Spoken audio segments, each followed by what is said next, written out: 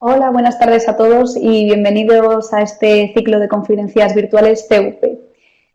Bueno, hoy vamos a hablar sobre neurofeedback, esta técnica tan innovadora y novedosa, y cómo se emplea y cómo se interviene con la técnica a nivel clínico, en el ámbito de la psicología, neuropsicología, también coaching, psiquiatría. Determinados profesionales la emplean en su práctica diaria. Bueno, ante todo, primero saludaros, daros la bienvenida y cuando estemos comenzamos la sesión. Vale. En primer lugar, os presento el pequeño esquema que vamos a seguir para la presentación de esta técnica. Primero, puesto que algunos quizás no estéis familiarizados con la misma, vamos a hacer una pequeña presentación sobre qué es la actividad eléctrica cerebral, puesto que es la que vamos a modular y trabajar cuando intervengamos con neurofeedback, ¿vale? Para ello, unas pequeñas nociones acerca de, bueno, cómo son estas sinapsis entre neurona y neurona, y ahí donde se crea este potencial de acción es la actividad eléctrica que posteriormente modularemos con neurofeedback. También, y en la línea de esta intervención, tenemos el mapeo cerebral, es decir, una técnica de neuroimagen que nos permite analizar cómo es el funcionamiento de nuestro cerebro a través de un análisis de una electroencefalografía cuantitativa. ¿Vale? También me interesaría que conozcáis este método, que muchas veces van unidos, es decir, tomamos un paciente, hacemos un mapeo cerebral e intervenimos a razón de ese análisis que se ha extraído de su actividad eléctrica cerebral. Otras veces intervenimos según síntomas, aplicamos el protocolo de neurofeedback indicado en ese caso. Antes de nada, me gustaría saber, bueno, ya iremos hablándolo, si no a lo largo de la sesión, por supuesto, en los últimos minutos, donde abriremos este turno de preguntas. Si estáis familiarizados con la técnica, la conocéis, habéis sido intervenidos con ella, o bien la habéis utilizado en vuestra práctica, o bien si tenéis alguna noción al respecto. También por también saltarme las explicaciones más básicas. Ya digo que, a pesar de ser una técnica muy novedosa, pues en muchos países ya se aplica con cierta normalidad, o es fácil acceder a terapia con la misma. Vale. Bajo la premisa de que no estamos muy familiarizados con esta técnica, en primer lugar vamos a conocer a qué nos referimos o qué estamos trabajando, sobre qué estamos interviniendo cuando trabajamos sobre esa actividad eléctrica cerebral. Bien, para que nos imaginemos, primero adelanto unos pasos la ponencia para adelantaros que en neurofeedback colocamos unos electrodos sobre el cuero cabelludo y regulamos la actividad eléctrica cerebral. ¿Qué estamos regulando cuando trabajamos sobre este parámetro? Bien, estamos trabajando sobre el potencial de acción que se crea al establecerse una sinapsis entre neurona y neurona, al distribuirse esa señal ese impulso eléctrico que comunican las neuronas. Entonces, os he traído un pequeño dibujo que ilustra qué ocurre en estos potenciales de acción, cómo es esa despolarización de la membrana, y ahí lo que se crea es ese potencial que podemos registrar, esa actividad eléctrica en el cuero cabelludo, y es esa actividad la que vamos a modular. Y si nos adelantamos un poco, si hacemos una visión macro de qué es este potencial de acción, los pulsos eléctricos no es otra cosa que la conducta de nuestro cerebro, los aprendizajes que se establecen en el mismo, y por tanto estamos actuando y modulando esa actividad. Cuando en ocasiones está desregulada, se dan sintomatologías como ansiedad, síntomas emocionales, migrañas, insomnio, estrés. Por lo tanto, podemos actuar sobre estos síntomas de una forma implícita cuando trabajamos sobre el potencial que los genera o que se deriva de ello, ¿vale?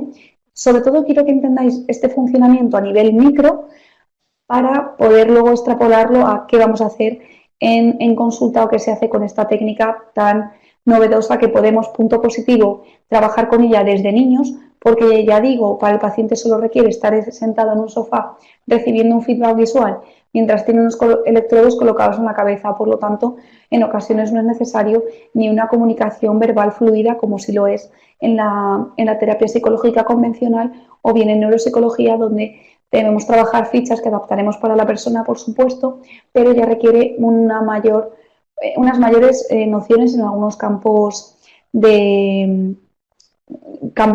como el lenguaje, la comprensión o la atención. En este caso, el abanico de pacientes al que podemos atender con esta técnica es más amplio, mucho mayor. ¿Vale? Por lo tanto, primera noción que estamos trabajando, ¿a qué nos referimos cuando hablamos de actividad eléctrica cerebral? Y estamos hablando de ese pulso eléctrico que se genera cuando se transmite la actividad de neurona a neurona, ese potencial de acción que se genera al transmitir el pulso eléctrico es lo que vamos a registrar a nivel de cuero cabelludo. ¿Vale? Y estos ritmos, por supuesto, son las ondas cerebrales. Si estáis familiarizados con la electroencefalografía, conoceréis que hay diferentes ondas cerebrales dependiendo cómo sean estos pulsos, estos ritmos. Vamos a ver a continuación cuáles son las principales ondas cerebrales. En esta imagen que os traigo tenemos lo que sería un estudio de electroencefalografía. Será la base de lo que empleemos en nuestra intervención con neurofeedback y, por supuesto, también la base o el estudio que se realiza cuando realizamos un mapeo cerebral. Un mapeo cerebral, ya digo, no es otra cosa que extraer una imagen de cómo es la actividad eléctrica cerebral a nivel de cuero cabelludo en todo el cerebro, y eso nos indica si observamos algunos patrones o biomarcadores que puedan relacionarse con ansiedad, con autismo, con depresión, con insomnio, con epilepsia, etc. Vale, como vemos en la imagen, para que todo nos quede ilustrado a nivel visual, vemos unos maniquís con una serie de electrodos en la cabeza.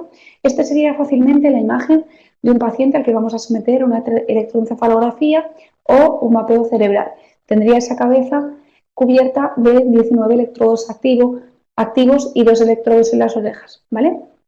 Cada electrodo va a registrar una señal. El registro de esta señal es como el que vemos en la imagen, ¿vale? Vemos esas subidas, bajadas de señal. Ese es un pulso eléctrico. Y dependiendo de la amplitud de esa onda, el ritmo de esa onda, será una onda alfa, una onda beta, que se relaciona con diferentes estados. Estado de vigilia, dormido, estado meditativo, estado activo, despierto, ¿vale? Dependiendo cómo sea ese pulso que observamos. Si nosotros nos fuésemos al hospital, por ejemplo, en la unidad del sueño, a ser evaluados a través de una electroencefalografía, bueno, pues pasaríamos allí la noche con estos electrodos sobre el cuero cabelludo y se extraería un papel similar al que os ofrezco en la imagen con esos pulsos. Como veis, muy chiquitito, pero sería interesante si le prestamos atención por un momento. En la imagen de los pulsos vemos que está indicado P3O1, FP2, F8, digamos al inicio de donde empieza el pulso. ¿Por qué? Porque cada uno de esos pulsos va a indicar la actividad que estamos registrando en cada uno de los electrodos que tenemos colocados sobre el cuero cabelludo.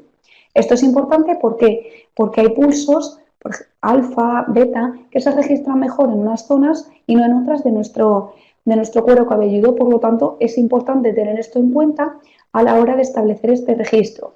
Más adelante, como veremos, nosotros cuando hacemos un mapeo cerebral lo comparamos con una base de datos donde tenemos datos medios de la población para poder decir dónde alfa es mayor a la media o dónde es más de la esperada, ¿vale? Por lo tanto, los datos en crudo en ocasiones no nos dan demasiada información y han de ser comparados con una media, ¿vale? Por lo tanto, tenemos a qué nos referimos cuando hablamos de la actividad eléctrica cerebral, ¿vale? Ese potencial de acción cuando se distribuye el pulso entre neuronas.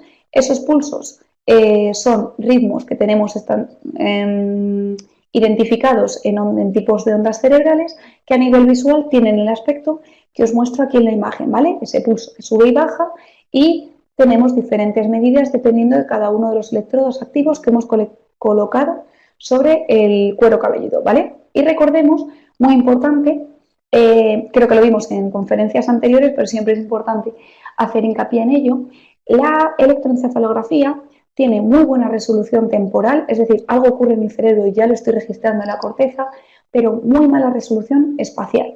¿Por qué? Porque yo registro actividad eléctrica en un punto concreto del cuero cabelludo, pero no soy capaz de determinar si esa actividad viene justo del lóbulo temporal, de áreas subcorticales o exactamente de dónde procede, porque yo es como si pusiese un vaso en la pared y no sé si estoy escuchando la habitación de al lado, la del fondo, la esquina derecha, el frente izquierdo. Sé que lo oigo según se produce la conversación, pero no estoy segura de qué punto de la habitación proviene por simplemente el vaso que yo he apoyado en la pared, ¿vale?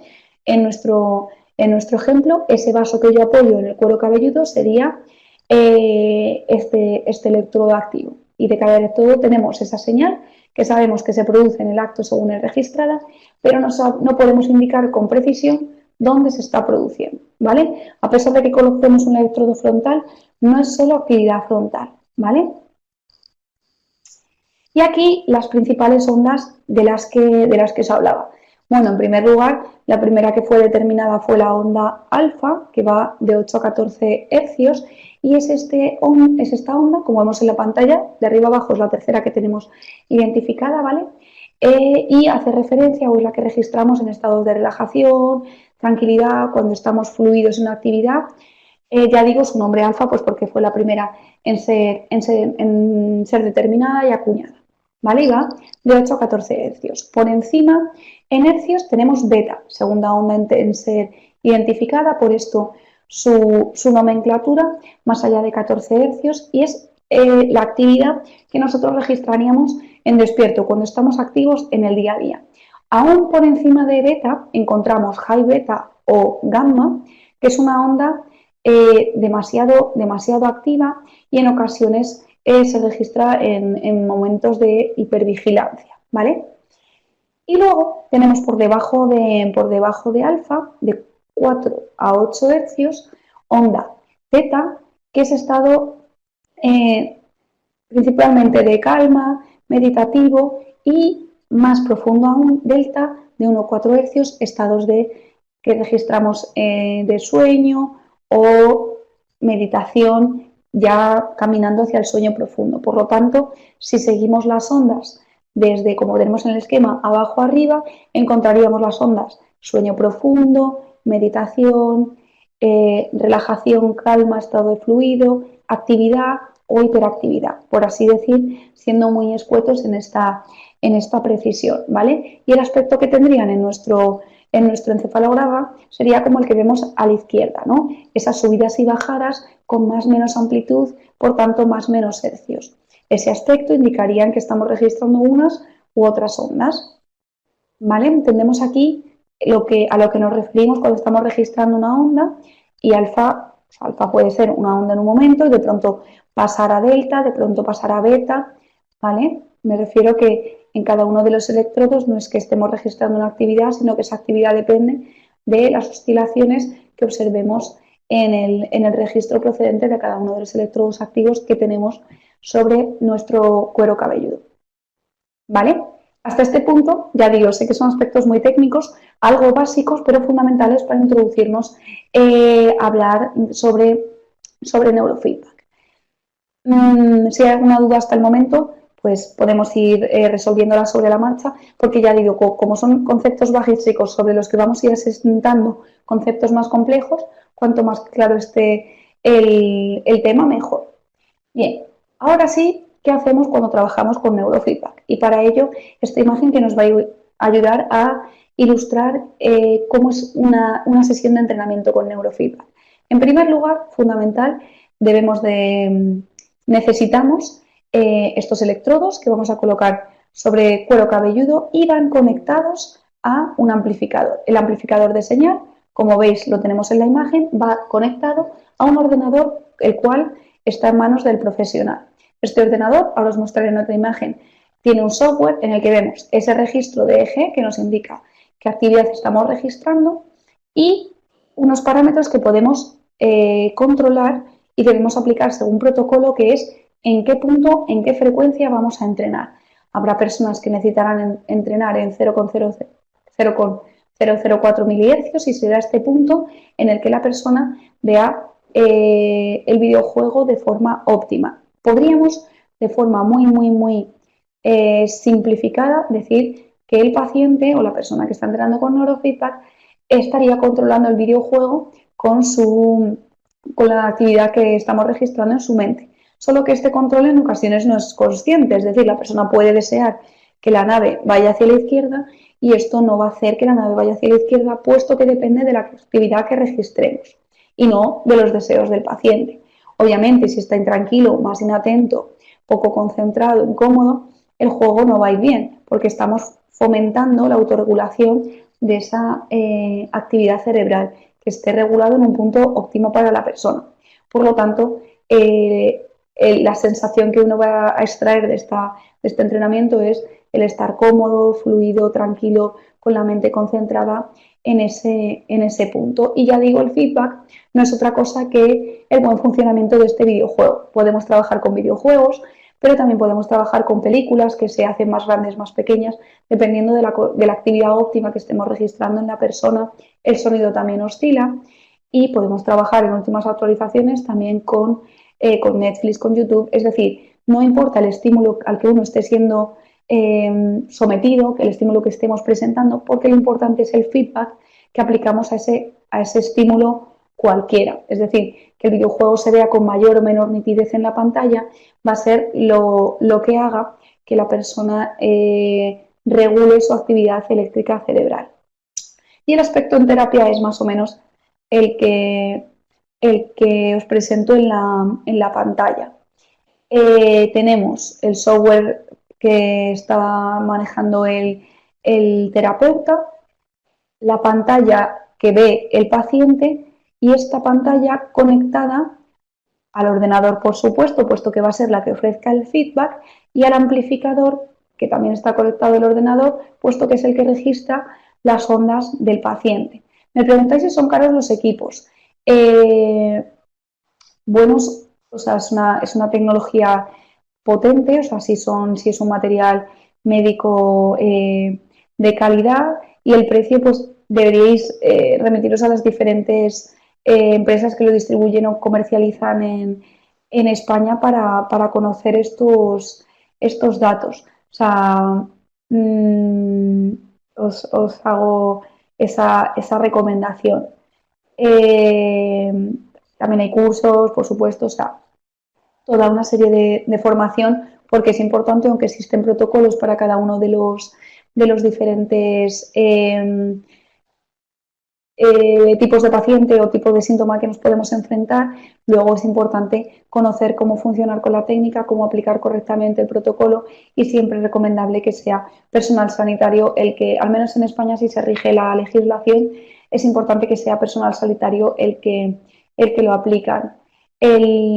Equipos sofisticados, o sea, equipos específicos de neurofeedback sí se necesitan, y una formación también específica, pero luego en la práctica diaria es muy sencillo, y para la persona, tanto paciente como profesional, es relativamente sencillo, porque uno no ha de tener un conocimiento profundo sobre la actividad eléctrica cerebral, puesto que el software lo facilita de forma que solo sea, digamos, aplicar el protocolo y conocer cómo se funciona con este sistema.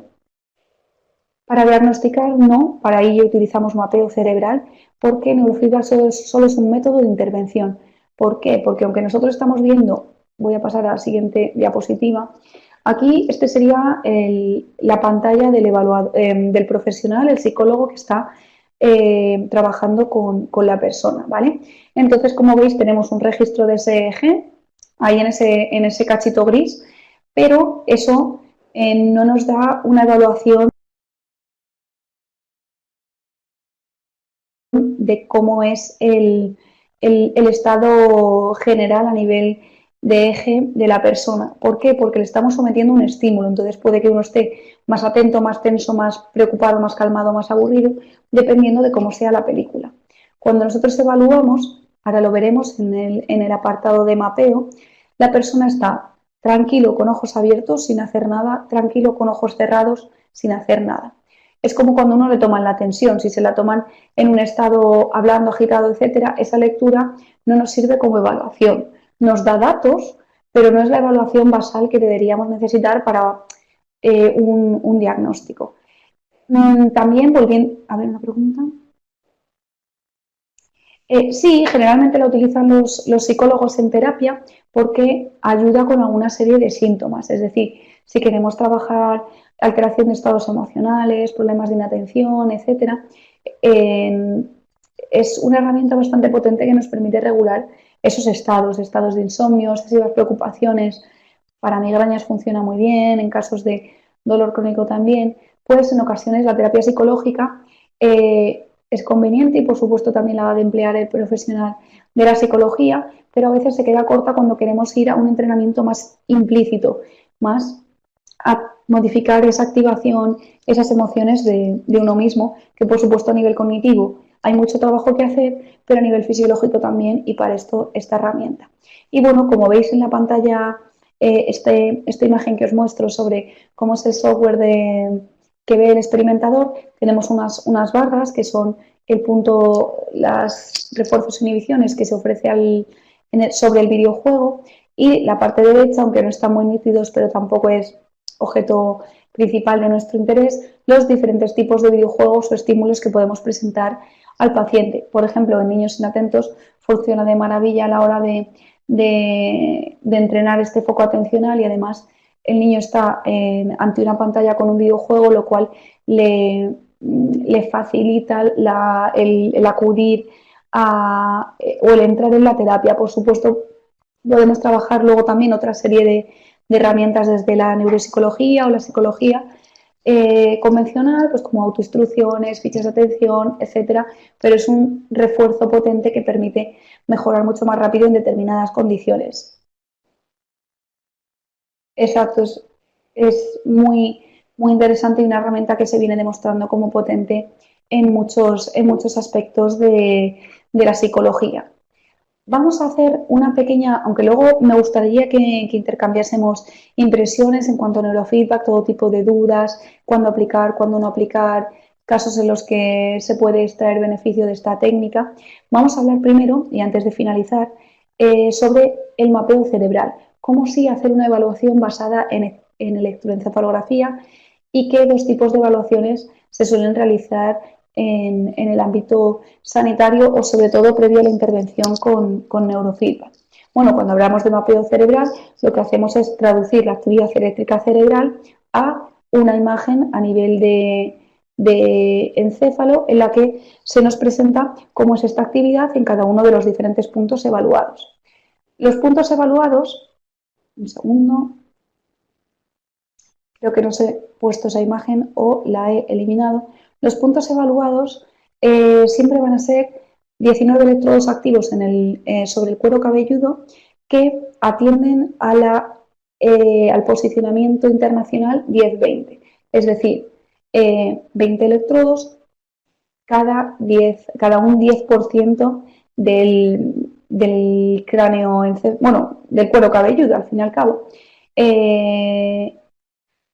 ¿Cómo hacemos esta división? Tomamos una medida desde el nasion hasta el inion y esa medida la dividimos en 10% y cada 10 colocamos un electrodo. Esto lo que permite es que, dependiendo del tamaño del cráneo de cada uno, los electrodos siempre queden colocados en la misma posición. Disculpadme porque no he puesto esa diapositiva, pero si buscáis, o sea, esa imagen, pero si buscáis en Google posicionamiento internacional 10-20, encontráis cómo es esa fragmentación del cuero cabelludo, que si la veis aquí en la imagen abajo izquierda, tenéis más o menos cómo es esa división, y lo tengo por aquí, en ocasiones tenemos una maqueta que también sobre un maniquí podemos colocar unas pegatinas para ver dónde son dónde van esos electrodos. Pero cuando hacemos el mapeo, y me retraigo un momento a esta imagen, en ocasiones tenemos un gorro que nos facilita esa localización, ese posicionamiento de los electrodos, porque se estira de forma que si nosotros colocamos convenientemente las orejas y medimos correctamente frente a determinados puntos de la cabeza, los electrodos quedan perfectamente ubicados en ese posicionamiento donde cada 10% de la medida total ha de ir un electrodo. Esto, ya digo, es por profundizar en lo técnico de la evaluación, pero es una información no fundamental para lo que vamos a presentar a continuación. Bueno, ¿qué hacemos cuando hacemos un EEG cuantitativo? ¿Vale? El EEG, recordemos, es colocar esos electrodos y registrar la actividad eléctrica cerebral en todos esos puntos del cuero cabelludo, por lo tanto 19 medidas. Electrodos son 21 porque colocaremos uno en cada oreja, electrodos que no registran actividad eléctrica cerebral, sino lo que sirve es para registrar la actividad de la conductancia de la piel o el tono muscular para restarlo de la actividad que sí es cerebral. Es decir, si yo coloco aquí un electrodo, también está midiendo conductancia de la piel, tonicidad muscular, por lo tanto necesito dos electrodos que puedan limpiar esa señal de artefactos que no son la señal que nos interesa de forma más pura. Vale, entonces en el eje cuantitativo, ¿cómo se desarrolla esta evaluación? Bueno, en primer lugar, la colocación de electrodos.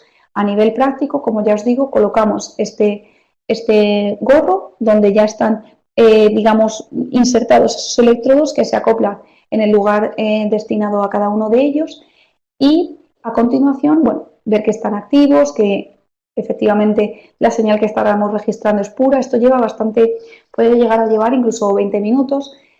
Por eso hay ocasiones en las que este mapeo no se puede hacer en niños muy pequeños porque no facilitan la colocación de estos gorros, aunque se puede hacer incluso si llegan como calmados o dormidos y permanecen en este estado mientras la colocación de electrodos. Después, a continuación, ya tenemos a la persona con su gorro conectado al amplificador y al software de evaluación. Hacemos análisis unos minutos con los ojos abiertos y a continuación unos minutos con los ojos cerrados para registrar cómo es la actividad eléctrica espontánea, y esta es la clave, en esa persona. Digo que el hecho de que sea espontánea es la clave porque en neurofeedback no es actividad espontánea, es la actividad ante un estímulo. Ese estímulo es el feedback proveniente de la película o el videojuego que estamos proyectando. Por lo tanto, no es actividad pura basal, como el ejemplo que poníamos de tomar la tensión, sino que es una actividad que solo nos sirve para el entrenamiento. En el mapeo, como es actividad basal, es actividad espontánea donde la persona no está haciendo nada más que permanecer quieto, tranquilo, con ojos abiertos o bien con ojos cerrados, sí podemos establecer una evaluación de esta medida. Generalmente, y si queremos un mapeo completo, es más interesante realizar junto con este eje cuantitativo los potenciales evocados. Vale, ¿qué son los potenciales evocados? ¿Vale? Para ello os voy a explicar toda la técnica de mapeo, que luego veremos qué extraemos de estos análisis y cómo intervenimos con neurofeedback. Y bien, veamos, hemos estado ya unos minutos ojos abiertos, unos minutos ojos cerrados y tenemos a la persona aún con su gorro, con todos los electrodos activos para registrar esta señal. A continuación, lo que nos interesa es ver cómo responde la persona ante una tarea concreta. En este caso, generalmente se utiliza una tarea Go No Go. Para los que no estéis familiarizados con las tareas Go No Go, lo que hacemos en esta tarea es pedir a la persona que responda ante un estímulo y no haga nada ante otro. Responder, en este caso, va a ser hacer clic en un botón y deberá no hacer nada ante otro tipo de estímulos. Aquí, en la imagen abajo izquierda, os presento una tarea tipo Go No Go que podéis encontrar en el programa PEDEL de evaluación. En esta tarea se pide a la persona que haga clic cuando aparezca la letra P y no haga clic cuando aparezca la letra R. De forma que en ese patrón de estrellas se levantan, o sea, se destapa la estrella azul y aparece una P o una R y deberá hacer clic cuando ve la P y nada cuando ve la R. Esta tarea, al paso, tiene una segunda fase en la que cambian las instrucciones. La persona deberá hacer clic ante la R y nada cuando aparezca la P. ¿Vale? Lo que queremos hacer es ver cómo es el potencial cuando la persona está preparada para responder, cómo es cuando la persona inhibe la respuesta y cómo es cuando la persona se equivoca si es que se da el caso, ¿vale? Entonces, tenemos una persona, otra vez por visualizar de nuevo la escena, con el gorro colocado, ratón en la mano y una pantalla ante el que se presentan estímulos, ¿vale? Una pregunta, vale. En esta tarea en concreto os planteo una tarea tipo, no esta de este programa Pebble, que sí empleamos en potenciales evocados, y es que la persona debe hacer clic cuando aparece la imagen de un animal seguida de la imagen de otro animal. Por ejemplo, aparece un animal, ya estamos preparados porque si aparece otro haremos clic y a continuación aparece una planta. ¿Vale? Pues nuestra preparación decae. No debemos responder porque no es animal, sino es un animal seguido de la imagen de una planta. Si aparece una planta como estímulo 1, nos podemos relajar porque aunque le siga un animal, como el que le precede no es animal, podemos estar relajados porque en ningún caso vamos a responder. Si aparece un animal, nuevamente volvemos a estar atentos porque puede que debamos emitir la respuesta y efectivamente se sigue de un animal, deberemos hacer clic. Por lo tanto, estamos viendo cómo la persona está preparada para responder o relajada ante la no respuesta según se sucedan unos u otros estímulos. ¿Por qué nos interesa esto? Porque cuando estudiamos potenciales evocados, lo que analizamos son los componentes de estos potenciales. Los potenciales son, como vemos aquí en la gráfica derecha, estos picos de respuesta, de preparación del cerebro que se producen ante la tarea. Principalmente encontramos dos potenciales interesantes que son la P300 y la N200. Ahora haré un momentito vuestra pregunta, voy a terminar con esta idea. Es decir, nosotros tendremos en nuestro gráfico, cada uno de los 19 electrodos nos dará un gráfico como el que vemos aquí abajo a la derecha. Y dependiendo de cómo se hayan sucedido esas respuestas, veremos si la persona presenta unos síntomas u otros. Es decir, si yo estoy siempre atento en responder, generalmente se asocia a un perfil ansioso, una persona que siempre está en alerta, o estrés postraumático, alguien que siempre está en alerta, aun cuando puede relajarse, porque el estímulo en ningún caso será indicativo de hacer clic, porque hemos visto que si vemos una planta, puesto que no vamos a responder a continuación, porque necesitamos para dar respuesta, para hacer clic, que se suceda animal, vemos si el estímulo primero es una planta, podemos relajarnos porque en ningún caso va a ser animal. Si la persona vemos potencial de acción de estar preparado para responder, nos está indicando un patrón de alguien en constante alerta, en constante preparación para responder, lo cual ya es indicativo de algunas sintomatologías, ¿vale? También en determinados potenciales y el estudio de los mismos nos permiten establecer correlaciones con posibles sintomatologías y nos indican sobre todo cómo está funcionando un cerebro, si siempre está alerta o al revés, si no está en alerta aun cuando ha de estarlo, si no es consciente de que está cometiendo errores, si no es consciente de que puede volver a la calma para preparar otra vez su respuesta. Esto nos indica un patrón de actividad que, junto con la actividad espontánea que hemos registrado en el QEG o EEG cuantitativo, nos da una imagen bastante amplia, o podemos hacer muchos análisis con todos estos datos registrados de cara a establecer su mapa cerebral.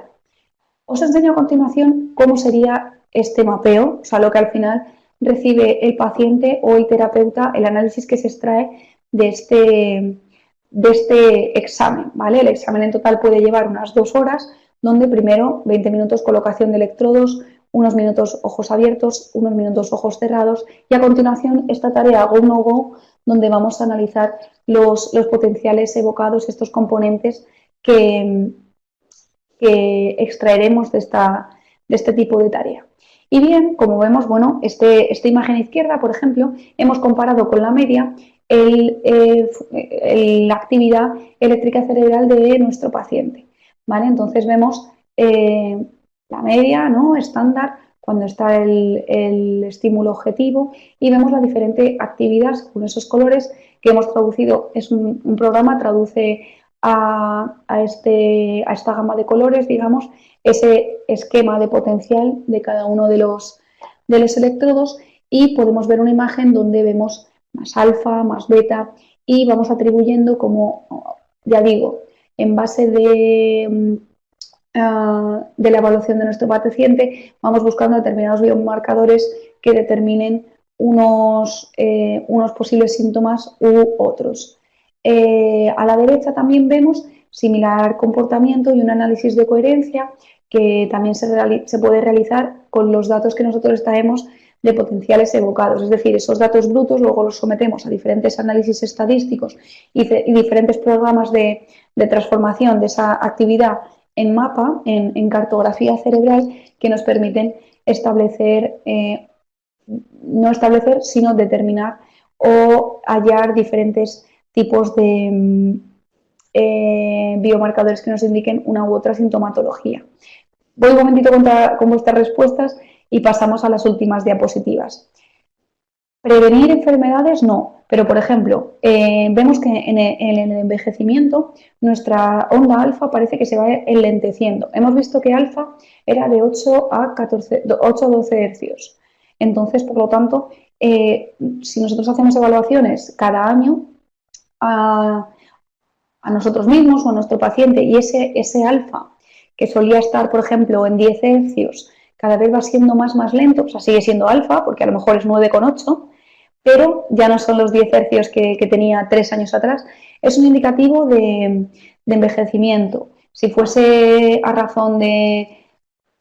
Hay un estudio al respecto, que no es si es 0,1 hercio al año de más, puede ser indicativo de demencia. Para prevenir, no nos sirve para prevenir, nosotros lo diagnosticamos y como se diagnostica de forma prematura, podemos intervenir de forma prematura y por tanto sí prevenir, pero la evaluación no previene, la evaluación simplemente diagnostica. ¿Cuántas sesiones número de sesiones se pueden evidenciar efectos de la mejoría? En torno al neurofeedback se suelen trabajar unas 20 sesiones, pero no son siempre cerradas, depende de la historia de desarrollo del problema, el paciente, otros síntomas comórbidos que traiga la persona, o sea, depende del paciente, depende del problema y la historia de desarrollo del mismo, pero en torno a 20 sesiones se reevalúa y se ve qué objetivos se han alcanzado o cuáles quedan aún por ser alcanzados, por superarse, etc. Y bueno, por supuesto, puesto que es igual que el entrenamiento físico, solo que el entrenamiento cerebral, cualquier persona puede entrenar su cerebro para trabajar en alto rendimiento. O sea, también se trabaja con deportistas, personas que están preparando posiciones, o sea, no es necesario solo o no es exclusivo solo del campo clínico, pero bueno, como estamos hablando de intervención clínica, he querido enfocarlo en ese aspecto en concreto. Depresión. Bien, bueno, suelen ser tratamientos largos, pero a nivel emocional es una intervención junto con terapia cognitiva más potente, porque trabajamos de forma implícita y explícita, trabajamos directamente, digamos, con la emoción, con el sistema nervioso y por otro lado a nivel de cognición, de pensamientos suicidas, de ideación, o sea, es como el entrenamiento, como el del futbolista que entrena en el gimnasio, pero también la estrategia en el campo. Debemos hacer ambas cosas, entrenar a nivel muscular y a nivel de técnica, pues en este caso igual, entrenamos a nivel de órgano y a nivel de técnica. Siempre un profesional sanitario, recomendablemente psicólogo, neuropsicólogo, psiquiatra, puesto que van a ser los principales síntomas que acudan a consulta, síntomas o bien problemas cognitivos, del estado de salud mental, etc. Paso a la última diapositiva y abrimos ronda de preguntas. Bien, como hemos visto, recordemos, este sería algunas imágenes que podemos extraer del análisis de QEG y potenciales evocados y qué podemos observar ahí, qué patologías pueden verse identificadas en según qué valores. Bueno, pues TDAH, cuando hay un exceso de beta y beta frontal, o baja amplitud del componente P300, ¿vale? Esas personas que siempre están activas. Trastorno obsesivo compulsivo, exceso de beta cuando hacemos el QEG, o también a nivel de potenciales evocados, un componente tardío de la P300, ¿vale? Alguien que parece que está obsesivamente tratando de responder en esa tarea go no go. La ansiedad beta frontal, o sea, beta central, perdón, en el QEG, en esa actividad, en ese análisis electroencefalográfico espontáneo, y también aumento de los componentes positivos, la P es positivo, la N es negativo, ¿vale? Recordemos que había subidas y bajadas. Cuando hacemos el QEG, vamos a determinar P, aquellos potenciales de subida, y N, aquellos de bajada, y el apellido 300, 200, etcétera, atiende al milisegundo en el que se produce. Si vemos un potencial positivo en el milisegundo 300, esa activación, en ese potencial hemos determinado la P300, ¿vale? Insomnio, por ejemplo, decaimiento de alfa, esto que hablábamos de deslentecimiento y aparición de teta o paroxismos. Paroxismos es como una fuerte descarga, ¿no? Como lo que sería una similar a lo que observamos en epilepsia, en el análisis del QEG espontáneo. Estos son algunos ejemplos de qué deberíamos buscar o qué observaciones de estos análisis nos pueden enlazar con posibles condiciones clínicas. Luego, ¿cómo intervendríamos? Pues con neurofeedback, trabajando esa actividad eléctrica, y luego ya digo, pues si estamos, por ejemplo, ante una ideación suicida, también intervendremos a nivel de cognición para modificar estos pensamientos o estas creencias inadaptadas que no permiten el bienestar de uno mismo. Y con esto, hasta aquí lo que os quería traer y presentar en esta conferencia, y quiero abrir ahora sí esta ronda de preguntas, debate, que aunque ya hemos establecido conversación con algunos puntos que considerabais de interés, me gustaría que me comentaseis, bueno, qué dudas tenéis al respecto, qué conocéis del mismo, en qué aspectos os gustaría ampliar información, y debatimos al respecto también, no solo con dudas que se puedan quedar en base a las explicaciones, sino también en la línea de ampliar vuestros intereses de cara a esta técnica tan interesante y tan novedosa. Y como decía, al menos en España la utiliza profesional sanitario, y fundamental. Si a lo mejor lo utilizamos para el desempeño de un deportista en la pista, no es tan obvio que la necesidad de un personal sanitario, pero en muchos casos nos vamos a enfrentar a problemas de ansiedad, depresión, insomnio, migraña. Por lo tanto, sí es necesario que esté un profesional sanitario detrás de esta intervención, y, por supuesto, al menos en España, los cursos solo se imparten a personal con estas características. Bien, en Parkinson, en cuanto a estudios evidentes en la técnica, no he encontrado mucha evidencia, quizás porque es un campo todavía joven al respecto. Sí parece que tanto en Parkinson como en otro tipo de enfermedades neurodegenerativas hay un retén del avance de la enfermedad, no una mejoría, pero sí parece que los síntomas se frenen.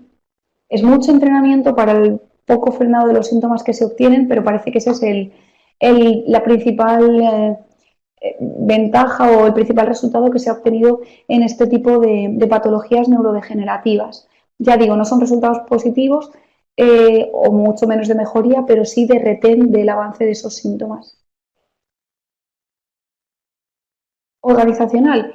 Bueno, o sea, sí conozco que coaches utilizan esta técnica como para alto rendimiento, potenciar la atención, la concentración, el foco de los trabajadores, también, por supuesto, a nivel de calma emocional. También se puede entrenar, hay un entrenamiento tipo mindfulness, solo que ese entrenamiento es guiado, porque, como recordaremos, una de las ondas está relacionada con estados meditativos. Por tanto, lo que debemos hacer es dar feedback positivo cuando estamos registrando esa onda. Por tanto, hacemos una sesión de mindfulness guiado, pero donde estamos seguros que la persona está en estado meditativo.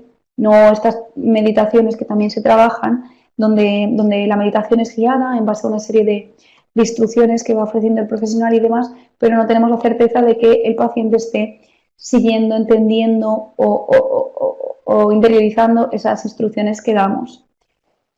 Para mejorar la memoria, se puede entrenar, o sea, el entrenamiento en alto rendimiento sí incluye esa mejoría de la memoria. En muchos casos la falta de memoria es por una dificultad de acceso, no de acceso, sino de retención del material. Es decir, no estamos atentos al material o los estímulos que nos están presentando, por lo tanto no somos capaces de almacenarlos. Y en ese ampliar el foco atencional, sí, neurofeedback tiene muy buenos resultados. O sea, no sería quizás el principal motivo de consulta, la principal demanda, pero sí se puede ver beneficiada la memoria del entrenamiento con esta técnica. Esta técnica novedosa.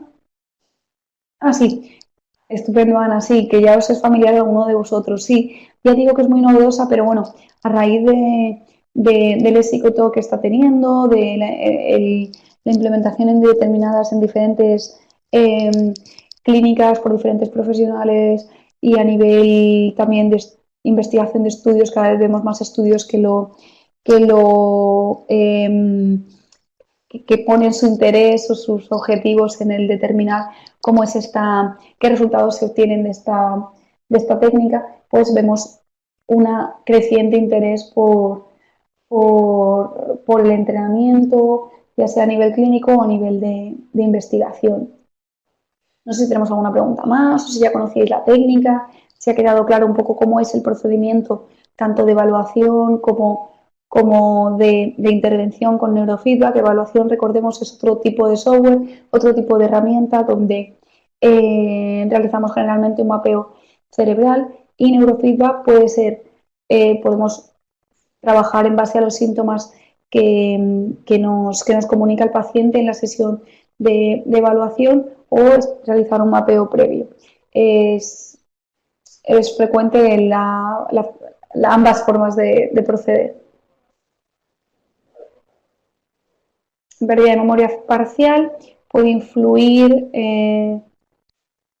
bueno, a grosso modo, habría que estudiar cuál es la fuente de esta pérdida de memoria, porque bueno, si estamos ante o sea, no es lo mismo el que tiene una pérdida de memoria debido a un efecto secundario de una pseudodepresión que esté atravesando. En ese caso, sin duda, se vería mejorada esta memoria. Si esa pérdida de memoria es a causa de una enfermedad neurodegenerativa, se podría detener el avance de esta pérdida, pero revertir sus efectos sería más complicado.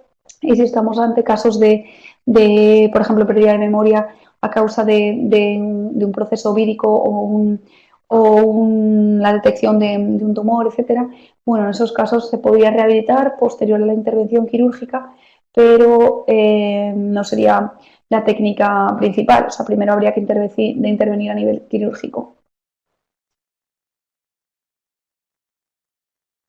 ¿Cuánta capacidad? Bueno, en ese aspecto lo más conveniente es una evaluación neuropsicológica donde vemos nuestro rendimiento a nivel de función. En este aspecto, bueno, si hacemos, por ejemplo, un mapeo, veremos si nuestras ondas son más rápidas, más lentas y demás, pero generalmente solo nos comparamos ante la media, y, y en el caso positivo vemos si somos, o sea, cuánto cercanos a la normalidad somos. O sea, desde luego yo haría una evaluación neuropsicológica en ese aspecto. Y en casos de Alzheimer, lo mismo que comentaba para las enfermedades neurodegenerativas, detiene su avance, pero no mejora los síntomas. O sea, simplemente retrasa su aparición. Tampoco es el campo en el que del que más estudios disponemos. Creo que me he dejado una pregunta. Vale. Me alegra que haya quedado clara la explicación, y me alegra haber presentado una técnica tan compleja, que luego, ya digo, a nivel de lo que el paciente experimenta es mucho más sencillo, porque es la sensación de estar controlando un videojuego con la mente, pero toda la técnica que hay detrás es profunda.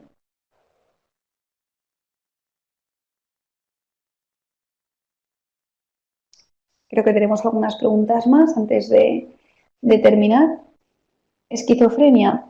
En esquizofrenia, bueno, voy a hablar de un caso en concreto que presentaron en un congreso al cual asistí, y un médico, o sea, médico psiquiatra, presentaba el caso de un paciente que había sido tratado con neurofeedback, donde habían mejorado sus síntomas, los síntomas negativos de la esquizofrenia, no así los positivos. En ese aspecto estaban muy esperanzados, porque no habían encontrado mejoría para esta persona a nivel farmacológico ni a nivel de otro tipo de terapia, y sí lo hallaron con neurofeedback, pero ya digo, estamos hablando de caso único, y en la revisión bibliográfica que yo he realizado no encontramos resultados concretos, digamos. O sea, sí podría ayudar y a nivel emocional uno se encuentra mejor, más regulado y extrae cierto beneficio, pero en los síntomas, digamos, propios de la esquizofrenia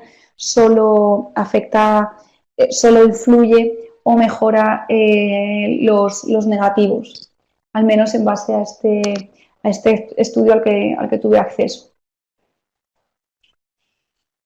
Y ya digo, en enfermedades neurodegenerativas, como me comentabais, detiene, o sea, funciona como de retén ante el avance de la enfermedad, pero no encontramos hallazgos positivos en cuanto a la no aparición. Obviamente, si lo comparamos con el entrenamiento físico, a nivel cardiovascular, cuanto uno más saludable esté, pues retrasamos aparición de enfermedades y demás. No, esto no quiere decir que no vayan a aparecer, que no se vayan a desarrollar. Utilizada para el análisis de los criminales con ayuda del feedback. Bueno, sé que los potenciales evocados se han utilizado en algunos casos de incriminación, ¿no? Cuando determinamos si un paciente ha cometido ese crimen o no. ¿Por qué? Porque la aparición de un potencial en el milisegundos 300, un potencial positivo, esa P300 que comentábamos, es indicativo de familiaridad. Por lo tanto, lo que hacen en criminalística es presentar al criminal imágenes sobre imágenes neutras, imágenes positivas, negativas, neutras, imágenes relacionadas con el crimen, ¿no? Pues el hallazgo del cadáver, la habitación del suceso, el arma incriminatoria, etcétera. Entonces, de detectar esa P300 puede ser indicativo de que la persona estuvo expuesta entre esas imágenes y por tanto le son familiares. Es un análisis muy complejo, sé que es utilizado en algunas ocasiones, pero sin resultados, digamos, claros.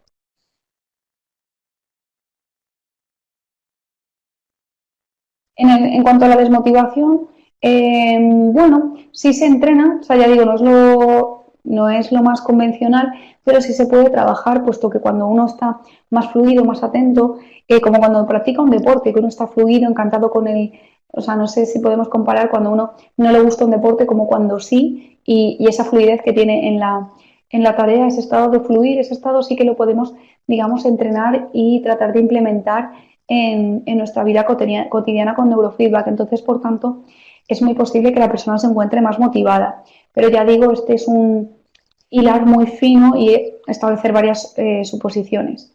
En trastorno de estrés postraumático y otro tipo de traumas funciona con resultados similares al MDR, lo cual es bastante esperanzador y favorece a la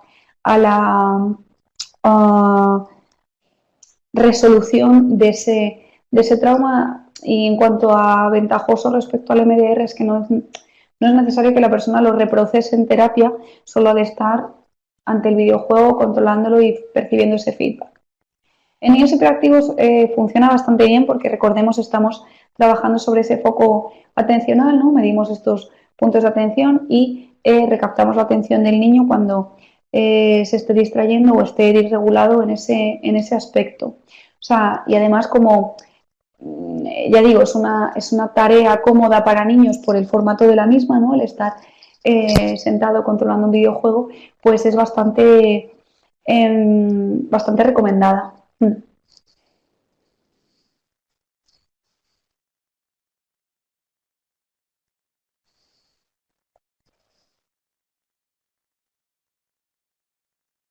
Últimas preguntas y terminamos. Me parece muy interesante haber generado un debate con tantas preguntas diferentes sobre diferentes síntomas y vías de intervención, y me resulta muy interesante que os genere o que suscite esta motivación a preguntar y a ver en qué campos se puede utilizar, porque seguro que todos estamos pensando en algún conocido, un caso difícil, complicado, etcétera, que no era fácil enfocarlo. Me alegro mucho que os haya gustado la conferencia. No sé si nos queda alguna pregunta, unos minutos más para las últimas preguntas.